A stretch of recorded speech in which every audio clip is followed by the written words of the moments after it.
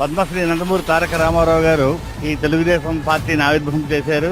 ఆయనకి విలాసవంతమైన జీవితాలు, ఎంతో చక్కటి జీవితం ఉంటూ ఉండగా కేవలం ప్రజలకి సేవ చేయాలని ఒకే ఒక ఉద్దేశంతో ఈ ప్రజలలోకి వచ్చి ఒక పార్టీ పెట్టారు. ఆ పార్టీ పెట్టి పేదవాడి కడుపుకి ఇంత ప్రసాదం ఇవ్వాలి అంటే ఏం చేయాలి, 2 రూపాయలకి కేజీ బియ్యం, అది ఆయన సృష్టి.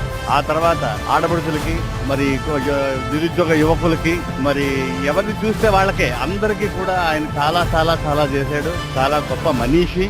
అలాంటి వ్యక్తిని మనం మళ్ళీ చూస్తామా అనిపించేటట్టు వ్యక్తి ఆ చరిత్రలో ఉండిపోయే మనిషి అతను. కాబట్టి ఎన్టీ రామారావు గారంటే మా అందరికీ చాలా చాలా దైవం. ఆయన గురించి ఒక విషయం చెప్పాలి. ఒకసారి హైదరాబాద్ లో మేము ఎవరికో రక్తం కావాల్సి వచ్చింది. అప్పుడు ఎన్టీఆర్ రక్త భవనంకి వెళ్ళి, మామూలుగా అయితే డబ్బులు అడుగుతారు, మీకు ఎంత రక్తం కావాలో పట్టుకు వెళ్ళండి, డబ్బులు ఇక్కడ అక్కలేదు, కేవలం సేవ మాత్రమే అని చెప్పారు. హ్యాట్స్ ఆఫ్ ఎన్టీఆర్ ఉన్నా లేకపోయినా ఆయన సేవలు అలా కొనసాగుతూనే ఉన్నాయి. చాలా చాలా గొప్ప. అతనికి సాటి అతనే రారాజు. ప్రపంచంలో తెలుగు తాలూకా చరిత్రలో ఎలా అయితే రాజు ఈ రాజకీయాల్లో కూడా అతనే రారాజు.